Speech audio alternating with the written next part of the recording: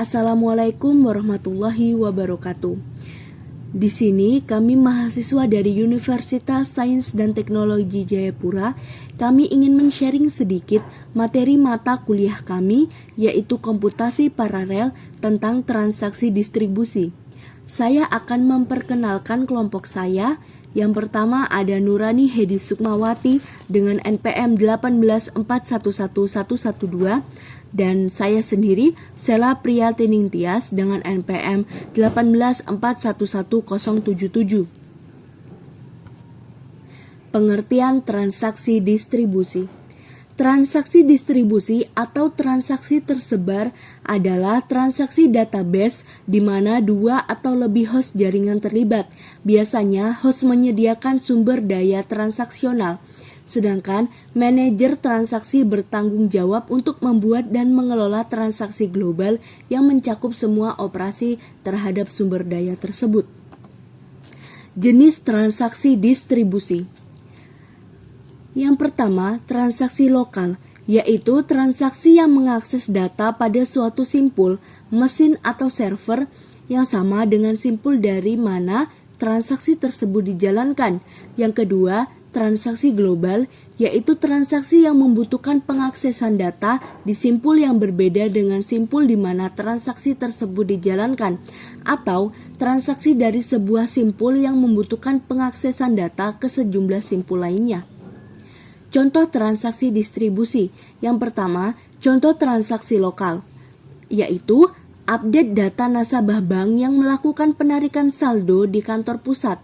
Database bank tersebut biasanya terdapat di lokasi yang berdekatan dengan kantor pusat, sehingga bentuk update yang dilakukan di kantor pusat memiliki simpul yang sama dengan database. Dan yang kedua, contoh transaksi global, yaitu seorang nasabah melakukan penarikan saldo di bank cabang yang berada di luar pulau. Bank tersebut menggunakan server dan juga database yang sama, namun menggunakan simpul transmisi data yang berbeda dengan servernya. Klasifikasi transaksi sistem terdistribusi. Yang pertama ada flat transaksi. Bagian utama dari flat transaksi adalah bahwa mereka tidak memungkinkan hasil parsial yang akan dilakukan atau dibatalkan. Atau dengan kata lain, kekuatan milik atomic flat transaksi juga sebagian dari kelemahannya. Dan yang kedua, nested transaksi.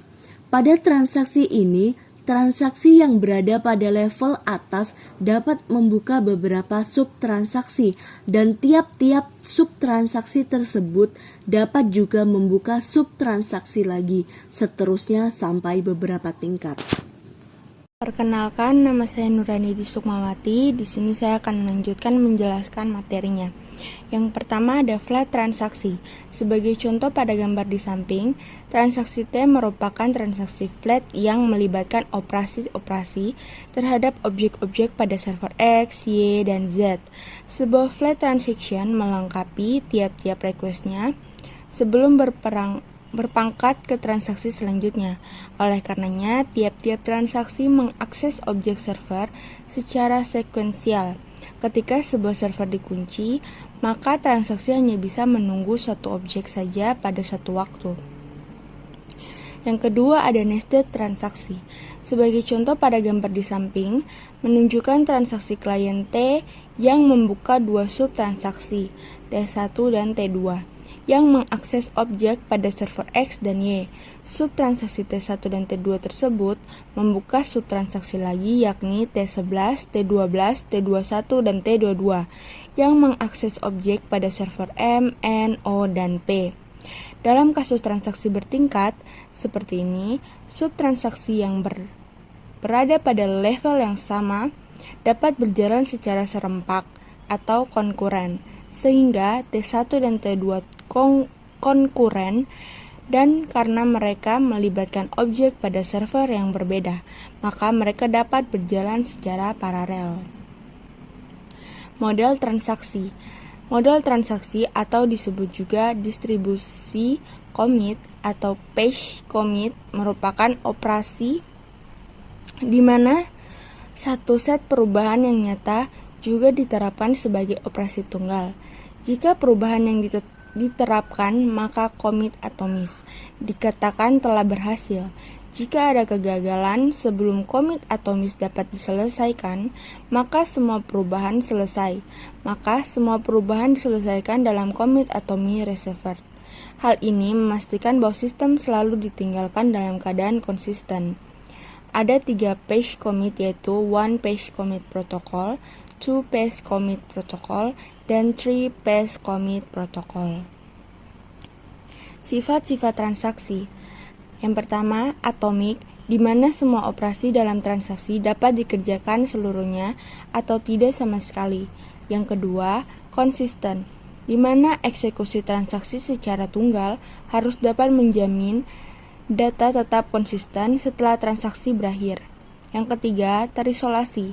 Jika pada sebuah sistem basis data terhadap sejumlah transaksi yang dilaksanakan secara bersamaan, maka semua transaksi yang dilaksanakan pada saat yang bersamaan tersebut harus dapat dimulai dan bisa berakhir.